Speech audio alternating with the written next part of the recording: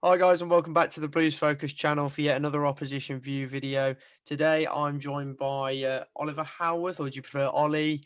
Ollie will do. Ollie will do. Yeah. Yep, and you're from Rovers Chat, so cheers for joining us. No worries at all. No worries. Glad to do it.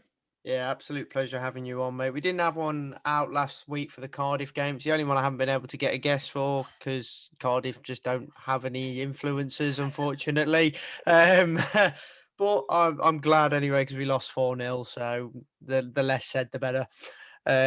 But yeah, so it's great to be back on these videos again and bringing them to you. And I'm very excited to do this one as it's the final game of the season and not much to play for either side. So it should be fun, that's for sure. So I'll get things going as usual. What are your overall thoughts on Blackburn's season this season? Uh, Probably somewhere between massive disappointment and disaster.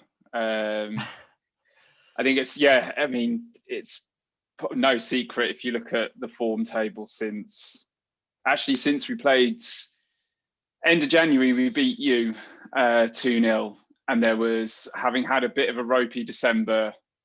We had an unbeaten January, and Bradley Dack was back. And I think after we won at yours, we were 5 off the playoffs, and that people were still slightly disappointed because I think if you look at the squad on paper and the ambition at the start of the season from the manager was top 6. It was like, okay, yeah, we've unbeaten in January. Let's kick on and see where we end up. And we've got our best player back from a long injury, and we've just been awful, like utterly awful since January. I think we've lost. Can't even remember how many games we've lost 1-0. We can't score. We always concede. If we go behind, the game's over. And it's not easy to put your finger on, really. I think with fans not in the stadium, it's kind of been a weird one. Probably like you guys doing kind of lots Yeah. of content, outside of games and watch-alongs. If you guys do watch-alongs, that it's been. Had we had fans in the stadium, I think our bad form would be probably a bigger talking point because it would have been relatively toxic and not a million miles away from the kind of bad days of the early takeover with the owners and Steve Keane or Owen Coyle, and it like the mood in the fan base currently isn't very good. That should be tempered to some degree that on paper Mowbray's fine, but it's been a massive letdown. We've got the second top goal scorer. We've got a really, really good squad of players, like midfield, sort of full of internationals, good defenders, a brilliant goalkeeper, and yeah, not really sure what's gone wrong. Really, it's just a whole host of system our 4-3-3 system completely stopped working.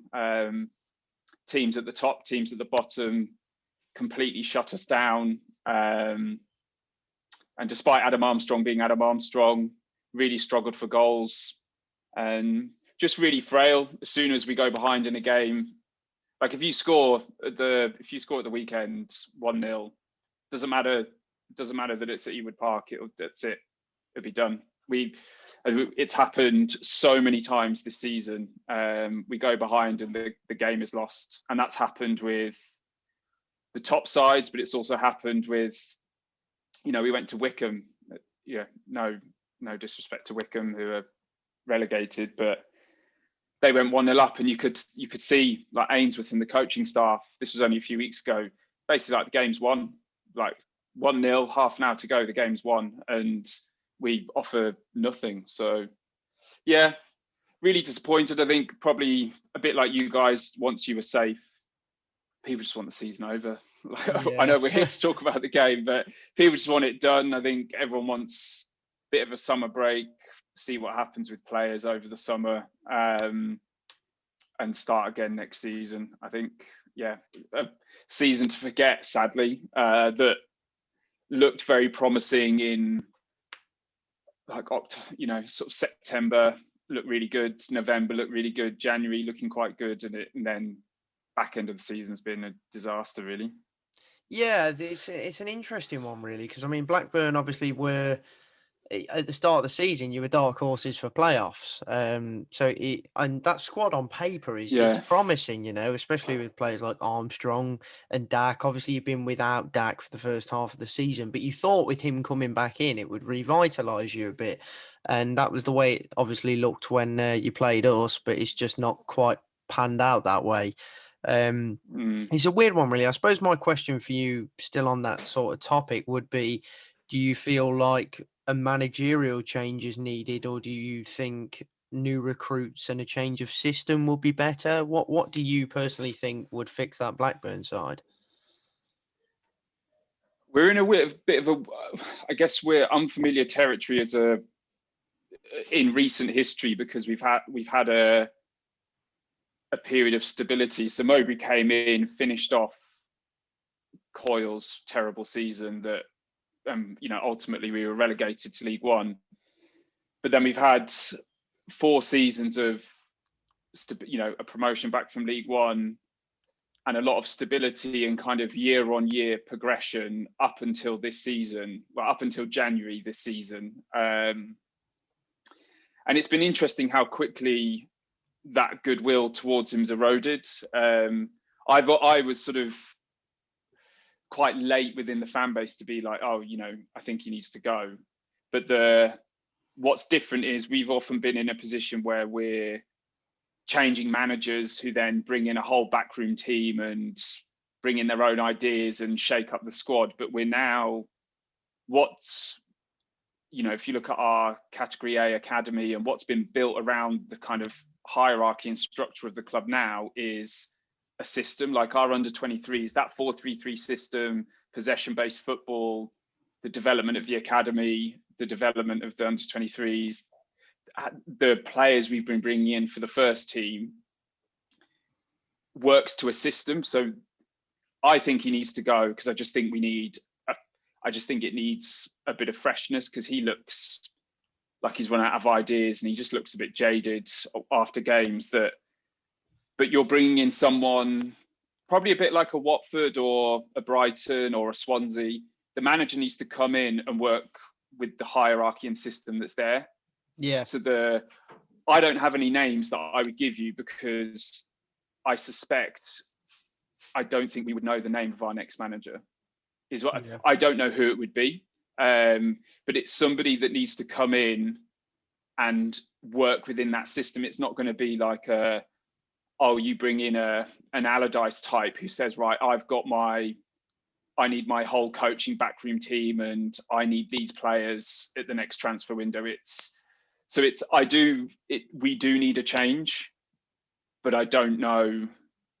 There's nobody I would suggest. I just think we need somebody to come in and just bring a bit of freshness to, even with the summer transfer window, we will still have a fairly good squad for next season. Even if Adam Armstrong goes, which is a massive loss of goals, I still think we've got a relatively sound squad. But we'll see. Yeah, I think it is a time for change, and I would say 99% of the fan base, if you had any other fan on here, would be saying the same thing. Yeah.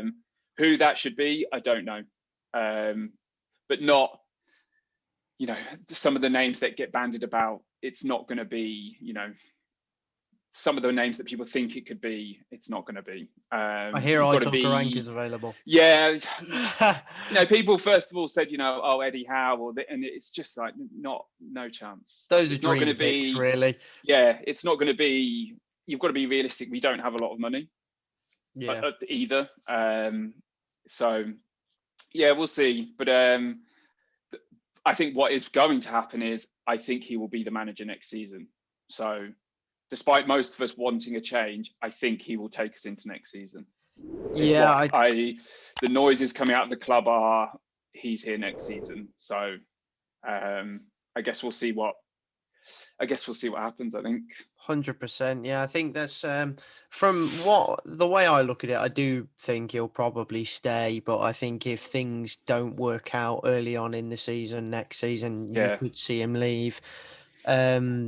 So yeah, I think if you had to name someone right now who you'd like, preferably that's a realistic target, it's a shame this didn't happen a bit earlier when you had the names like Nigel Pearson or Paul Cook out there that were available, who I think would be a decent fit. But if you had to pick someone yourself, who would you have gone for? It's a weird one. I've actually not really voiced this even within Rovers Chat, but I wouldn't say I'm the biggest fan of Paul Cook at all. But that feels realistic. And I Yeah, probably wouldn't have been that annoyed. I would have sort of said, right, fair enough. Let's see what he brings.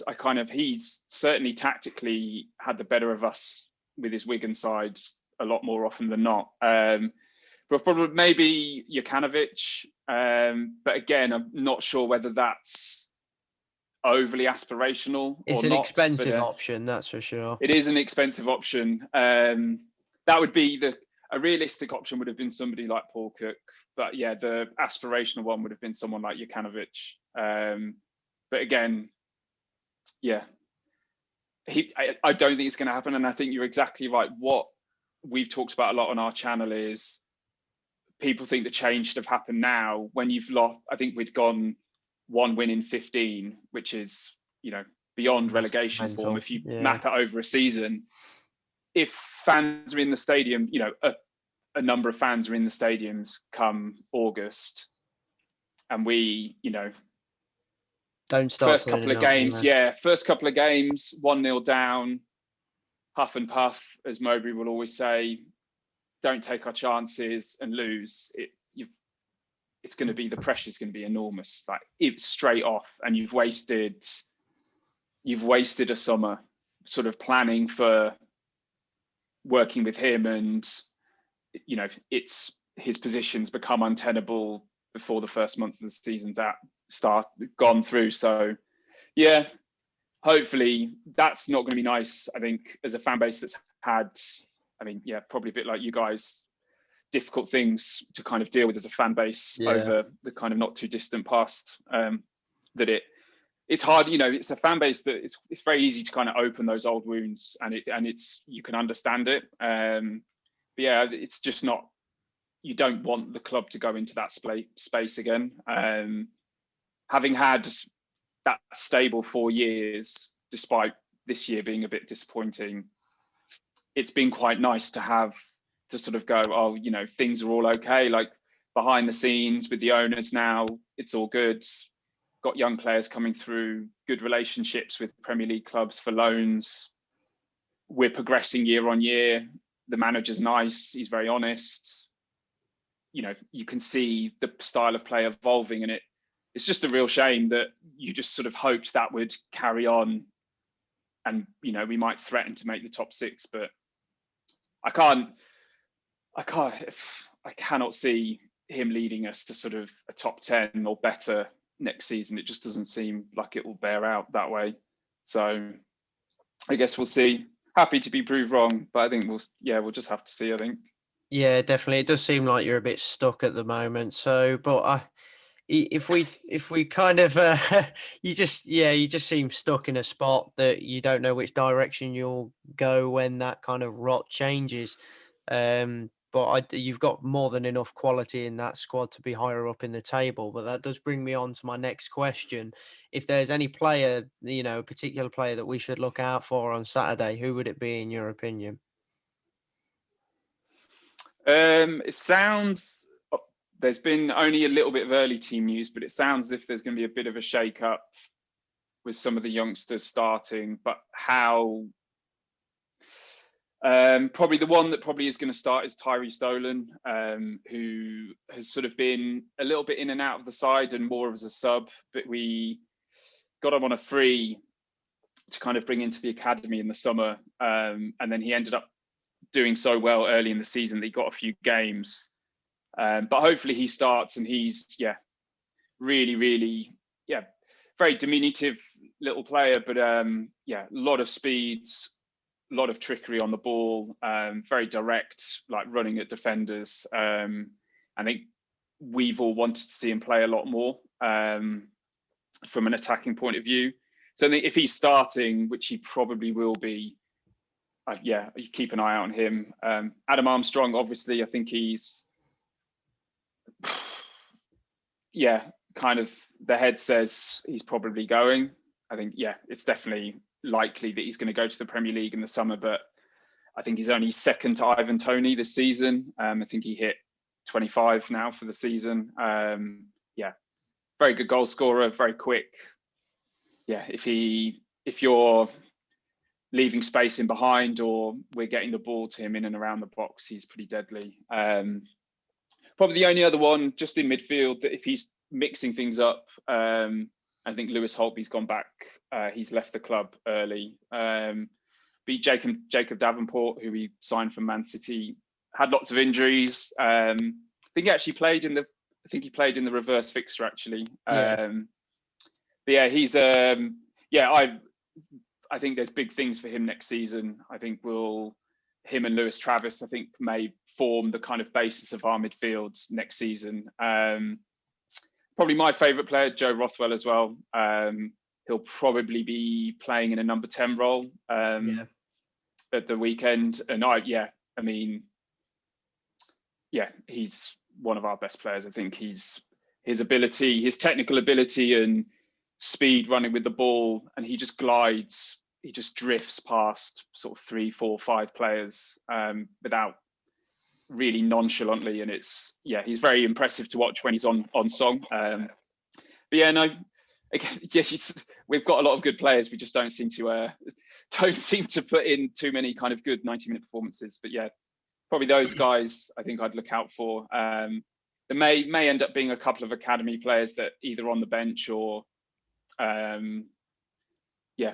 or kind of make it into the sides, like John Buckley, who's been in and around the first team. I think there's talk of maybe a couple of our young strikers, maybe Dan Butterworth or Conor McBride may get pulled up from the reserves into the first team squad. So there'd be a couple of names if it may be that kind of Mowbray does a lot of changes, and because it's a dead game really, isn't it? So yeah. Give people, a chance to impress before the summer break, and so we'll see. Be interested to see. Oh, and I think you're going to get the surprise of having, I think, Daniel Ayala, who's been a disastrous signing because he's quite expensive. Yeah, he's quite expensive. He's been injured for virtually the entire time we've had him. Like you think on paper, you go, Ayala's like, top 6 centre back in the division. But yeah, I think he's played. I'll probably get this wrong, maybe about 6 games. Flipping heck. Yeah, he's been in, but he is now fit. Apparently he is going to get half an hour at the weekend. So you get the joy of seeing Daniel Ayala for half an hour. What a pleasure. Yeah, so I suppose kind of moving on to better times and cheer you up a bit. What's your favourite memory on playing Birmingham City? I think I'm going to get the year wrong. Would have been maybe like 2014. I think we won 5-3 at the City ground. And I think we were 5-0 up at half time. I think Rudy Gested scored a hat-trick in the first half, I think. But I was there, and I don't think I'd ever seen us just be that prolific in the first half. And I think we were having a bit of a party in the away end. But then actually, I think you won the second half 3-0. But it was a really good game from an away day point of view. Then probably not the greatest memory, but one that always sticks out. I think I'm probably showing my age. 2008, when you got relegated from the Premier League, I think you actually beat us. You beat us on the final day 4-1. Yeah. I think you needed to win and results go your way. And we had nothing to play for and lost the game quite comfortably. But I remember it got a little bit toxic at the end. I think we were kept in because I think you were There relegated were a anyway, and I few think protests. everyone turned on Gold and Sullivan, but because of where we are in that corner, I remember there was Gold and Sullivan. Everyone started like throwing their season tickets up there, but it was just, I've not had many. That sticks out just because it was completely unique, and like we've been there as a club ourselves, so you understand why it happens. But that's definitely the memory that sticks out the most. But yeah, good times. Definitely, yeah. No, I don't. It's hard to think that we were unhappy with being relegated from the Premier League. Seems so long ago now. I know. I'm sure you can relate as well. I think we're both obviously in similar kind of ballrooms in that sense. That it's been a while since the good Premier League days. But so I suppose just bringing me on finally, I don't know whether you can actually. I do believe, if we beat you, we do move above you. Think so, yeah. This Saturday, yeah. Where do you think you'll finish this season? What's your final? I think where are we now? I've position? sort of stopped even wanting to look at the table. I think you're 15th, I believe. Yeah, I was going to. I don't think we can really go anywhere, can we? If you beat us, you can move up if Stoke lose. So you could finish 14th, but if you do lose, then if you do lose, we can actually then slip down. Move further down as low as 18th, I believe. Yeah, it's pretty tragic actually. But then you look at like Derby, Bristol. It's not been a good season, and Forest. I think if we to finish below, when we're at home on the last day of the season, it always seems to be quite a good game. And I think we always tend to score goals. And I think because it's a bit of a dead game and there's no pressure. There'll be a couple of goals, I reckon, yeah. Yeah, I don't think we've got lots of, we tend to have like these 3-3s and these mad games at home on the last day of the season when there's nothing to play for.